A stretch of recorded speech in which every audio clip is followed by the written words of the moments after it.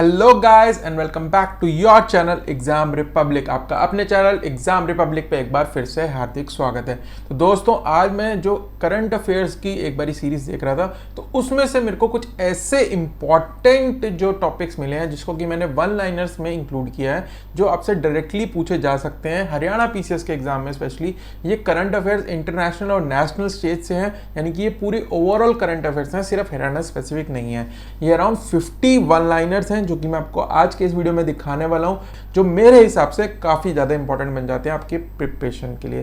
थोड़े रीसेंट वाले भी इसमें काफ़ी सारे हैं जो कि पूछे जा सकते हैं। तो आइए दोस्तों शुरू करते हैं। हमेशा की तरह दोस्तों ये वीडियो हिंदी और इंग्लिश दोनों में रहेगा और मैं आपसे यही निवेदन करूंगा, आप वीडियो को अंत तक देखिएगा, तब डिसाइड कीजिएगा आपको चैनल सब्सक्राइब करना है कि नहीं। अगर आपको वीडियो यूजफुल लगे प्रिपरेशन के लिए हिसाब से और आपके एग्जाम में इससे कुछ क्वेश्चन है तो चैनल जरूर सब्सक्राइब कर लेना, क्योंकि वही एक्चुअल रिवॉर्ड होता है हमारा इतनी मेहनत करने का। तो आइए दोस्तों शुरू करते हैं हम बिना टाइम वेस्ट किए वन लाइनर्स। अराउंड 50 करेंगे हम, 10 स्लाइड्स हैं, हर में 4-5 हैं, तो अराउंड 50 के करीब वन लाइनर्स हैं। और ऐसे ही मैं सोच रहा हूँ अगर मैं कल मेरे को कोई और मिलते हैं इंपॉर्टेंट वन लाइनर्स तो मैं कल भी आपके साथ शेयर करूंगा, लेकिन अगर नहीं मिलते हैं तो यही आप समझिएगा कि यही इंपॉर्टेंट जो 50 है मैंने सेलेक्ट करे, ये हमने अभी तक कवर नहीं किए हैं, वो हैं इसके अंदर। ठीक है, तो आइए शुरू करते हैं। पहला देख लेते हैं।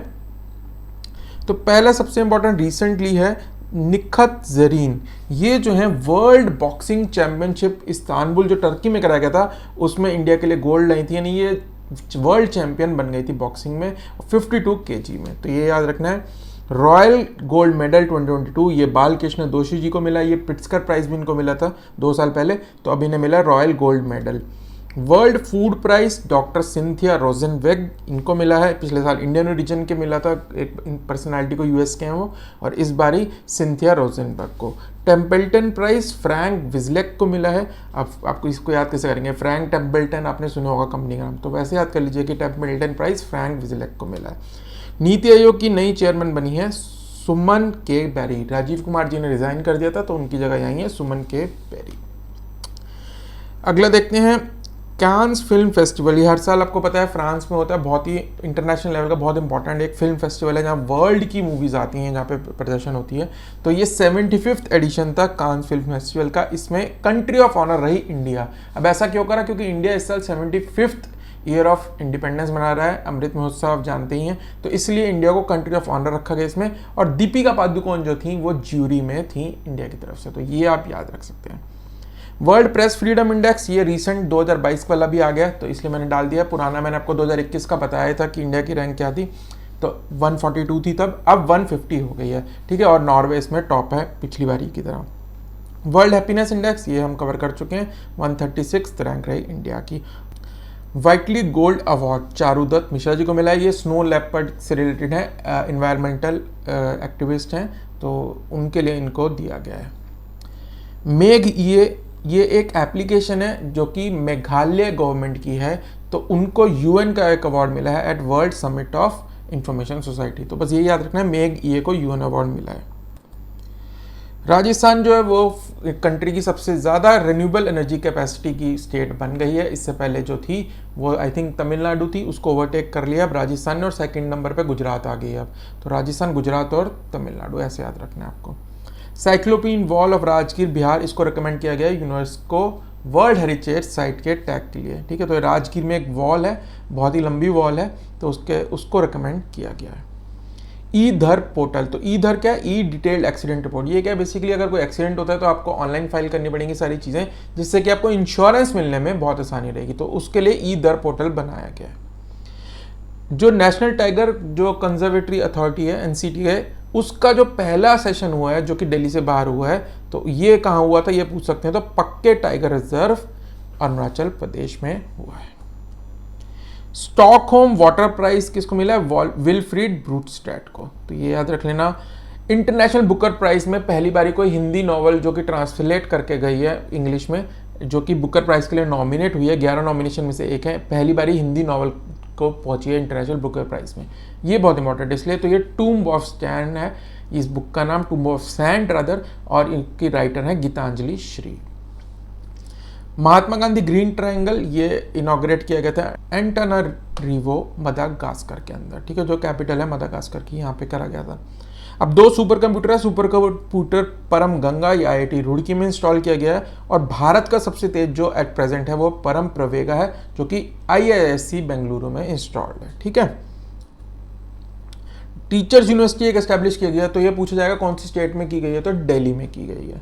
ऐसे ही दिल्ली ने एक ड्राफ्ट एग्रीगेटर पॉलिसी भी बनाई है। एग्रीगेटर क्या होते हैं, जो ऊबर हो गए, ओला हो गए, ये जो टैक्सी एग्रीगेटर्स है ना, इनके लिए एक पॉलिसी बनाई है कि आपको कुछ 25% इलेक्ट्रिक व्हीकल्स चाहिए 2023 तक आपके फ्लीट में, जो नए आप ले रहे हैं। तो ऐसी कुछ पॉलिसी बनाई है, तो ये दिल्ली की है, याद रखना। बोल्ट्जमैन प्राइज, तो ये फिजिक्स से रिलेटेड है, दीपक धर जी को मिला है। चेयरपर्सन ऑफ सेबी नई बनी है मधाबी पूरी। रामानुजन प्राइज प्रोफेसर नीता गुप्ता जी को मिला है। P3 वेरी वेरी इंपॉर्टेंट, ये मोदी जी ने जब डेवॉस में जो आप वर्ल्ड इकोनॉमिक फोरम होता है ना, उसकी जो मीटिंग होती है उसमें बोला था, P3 का एक नारा दिया था, प्रो प्लैनेट पीपल। तो ये याद रखना कि कहां पे दिया था और किसने दिया था, ये पूछ सकते हैं। हाईएस्ट ODF प्लस विलेजेस, तो 96% जो विलेजेस हैं तेलंगाना के वो ODF फ्री डिक्लेयर हो चुके हैं, ODF फ्री प्लस कैटेगरी में है वो रादर, तो इसलिए तेलंगाना में आपको याद रखना है टॉप करा है ODF फ्री विलेजेस में, ठीक है। जो सेकंड नंबर पे हैं वो बहुत पीछे, 50% से भी कम है उनकी जो ODF फ्री विलेजेस हैं, ठीक है। इंदू मल्होत्रा पैनल, अब ये इंपॉर्टेंट इसलिए होता है क्योंकि ये पंजाब से रिलेटेड है। PM सिक्योरिटी ब्रीच हुआ था, आपको पता ही होगा कि जो मोदी जी हैं वो पंजाब में एक ब्रिज पे ही खड़े रह गए थे, सिक्योरिटी ब्रीच हुआ था, तो उसके लिए इन्वेस्टिगेशन के लिए एक पैनल बनाया गया, इंदू मल्होत्रा पैनल, ये सुप्रीम कोर्ट की एक्स जज है, ठीक है। दुर्गा पूजा को इंक्लूड कर लिया गया है यूनेस्को इंटेंजिबल वर्ल्ड हेरिटेज के अंदर, ठीक है, तो ये बहुत इंपॉर्टेंट है, Durga Puja UNESCO intangible world heritage. स्वदेश, ये एक ना डेटाबेस है जो मैंने आपको बताया था ना, ब्रेन रिसर्च इंस्टीट्यूट गुरुग्राम में है, तो इसलिए मैंने इसको इंक्लूड करा क्योंकि ये उनका एक डेटाबेस है, ये न्यूज़ में था इसलिए इंपॉर्टेंट है क्योंकि गुरुग्राम से रिलेटेड है। वैदिक एजुकेशन और संस्कृत बोर्ड कौन सी स्टेट में बनाया गया, राजस्थान के अंदर, तो कंफ्यूज करने के लिए आपको यूपी दे देंगे, ठीक है, लेकिन आपको आंसर याद रखना है राजस्थान है। कार्बन वॉच एक ऐप बनाई गई है, चंडीगढ़ UT द्वारा इसको बनाया गया है, और इसके अंदर क्या है कि आपको ये एक बंदे का जो कार्बन फुटप्रिंट कितना है पर डे वो बताती है। फर्स्ट डिजिटल यूनिवर्सिटी हम पहले भी देख चुके हैं, केरला में है। लिथियम रिजर्व्स कर्नाटका में मिले हैं, और हरियाणा के 2 GI टैग्स हैं, बासमती राइस जो कि ये शेयर करता है पंजाब, हरियाणा, हिमाचल, दिल्ली रीजन से, और दूसरा है फुलकारी जो कि टेक्सटाइल पे रिलेटेड है, ठीक है, तो ये याद रखना।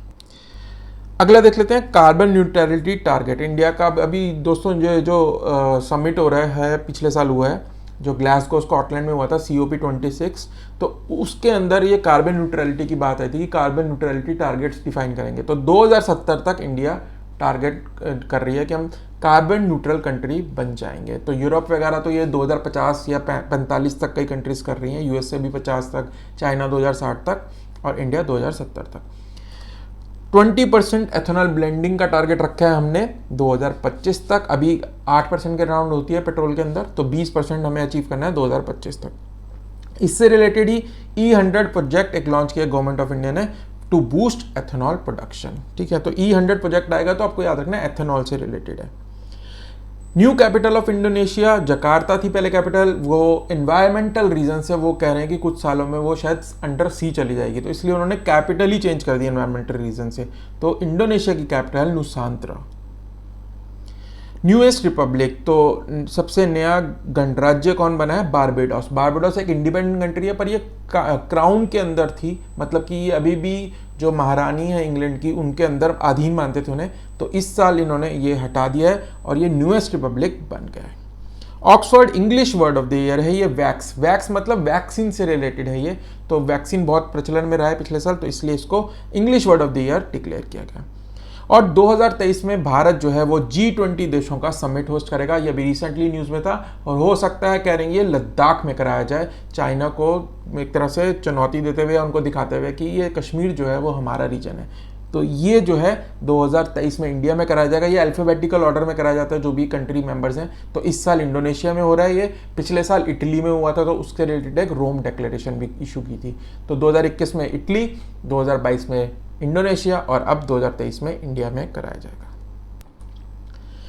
New member of BRICS bank, तो ब्रिक्स बैंक में अब 9 मेंबर हो गए, ठीक है। तो कौन कौन से हैं, एक तो 5 तो ब्रिक्स नेशन ही हो गए, Brazil, Russia, India, China, south Africa, और न्यूएस्ट मेंबर इसके अंदर इजिप्ट जोड़ा गया, और 3 और जोड़े गए थे, कौन कौन से, ईरान, यूएई और Uruguay.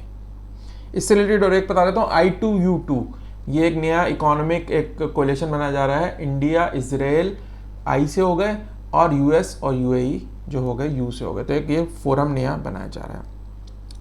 World most expensive city है आशगाबाद, तुर्कमेनिस्तान। तो ये इसमें लोग हांगकांग कर देते हैं, तो ये मर्सर्स की एक रैंकिंग आई थी, उसके अंदर आशगाबाद तुर्कमेनिस्तान को दिया गया world most expensive city to live. UN decade on ecosystem restoration declare किया गया 2021 से 30 में। First country to allow driverless cars, ये बना है यूनाइटेड किंगडम।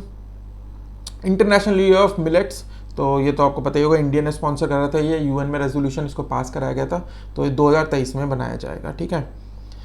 फिशरीज इंक्यूबेटर इन गुरुग्राम, तो भारत का पहला फिशरीज इंक्यूबेटर बना है गुरुग्राम के अंदर, इंपॉर्टेंट है, हरियाणा से रिलेटेड इसलिए डाला है। फर्स्ट OECM साइट IUCN क्या है, कुछ साइट ऐसी डिक्लेयर करता है जो कि हमने उसके अंदर बायोडाइवर्सिटी बहुत ज़्यादा है पर हमने उनको सेव नहीं कर रखा है, तो भारत की पहली ऐसी साइट बनी है अरावली बायोडाइवर्सिटी पार्क गुरुग्राम के अंदर, very important. First geological park India का कहाँ बना है, लम्हेता जबलपुर में, नर्मदा रिवर के किनारे। नेट एनर्जी न्यूट्रल एयरपोर्ट, तो ये एनर्जी न्यूट्रलिटी से रिलेटेड है, तो केम्पेगौड़ा जो इंटरनेशनल एयरपोर्ट है बेंगलुरु का, वो ये डिक्लेयर किया गया है। भारत का 12वां बायोस्फीयर रिजर्व जो कि यूनेस्को की जो मैन एंड बायोस्फीयर प्रोग्राम है उसके अंदर इंक्लूड किया गया है, वो है पन्ना मध्य प्रदेश में, इसको इंक्लूड किया गया है। पहली कंपनी जिसने $3 ट्रिलियन की मार्केट कैप अचीव करी है वो बन गई एप्पल। तो एप्पल जो कि फ़ोन बनाती है, आप देखो पता ही होगा, तो ये वर्ल्ड की सबसे बड़ी कंपनी बन गई है जिसकी मार्केट कैप $3 ट्रिलियन पहुंच गई थी। अब कई कंट्रीज़ का जीडीपी नहीं होता, इंडिया का मेरे ख्याल से इतना होगा, 3.5 या 5 के अराउंड होगा, ऐसी कुछ होगा, तो अब लगा सकते हैं अंदाज़ा कि कितनी बड़ी कंपनी है ये। लार्जेस्ट मैन्युफैक्चरिंग हब इंडिया का जो है वो गुजरात बन गया है, और लार्जेस्ट सर्विसेज हब जो है वो है महाराष्ट्र। एक टैक्स इंस्पेक्टर विदाउट बॉर्डर्स, ये जो है ये इंडिया और भूटान का जॉइंट एक वो इनिशिएटिव है जो कि भूटान के अंदर टैक्स एडमिनिस्ट्रेशन को इम्प्रूव करने के लिए बनाया गया है। अगला है व्योम मित्र, ये फर्स्ट रोबोटिक वुमेन एस्ट्रोनॉट है जो कि गगन मिशन के लिए बनाई गई है, जो कि टेस्ट फ्लाइट में जाएगी, ठीक है। इंडिया फर्स्ट क्रूज टर्मिनल जो कि इंटरनेशनल स्टैंडर्ड का बनाया गया है वो है सागरिका कोचीन के अंदर, रिसेंटली इनॉग्रेट किया था पीएम ने। सिग्मा जो है ये एक मैसेजिंग ऐप है फॉर इंडियन आर्मी, जैसे व्हाट्सएप आपके लिए मैसेजिंग ऐप है, इंडियन आर्मी के लिए सिग्मा बनाई गई है, army secure indigenous messaging application. और लास्टली मे फ्लावर 400 एक वर्ल्ड की फर्स्ट अनमैन्ड वेसल है जो कि जिसके अंदर कोई चलाने वाला नहीं होगा, ऑटोमेटिकली चलेगी, वो शिप है ये जो कि अटलांटिक ओशन के अंदर चलेगी। तो दोस्तों ये था हमारा आज का वीडियो जिसमें कि हमने बहुत ही इंपॉर्टेंट वन लाइनर्स देखे जो कि आपसे एग्जामिनेशन में पूछे जा सकते हैं करंट अफेयर्स में से।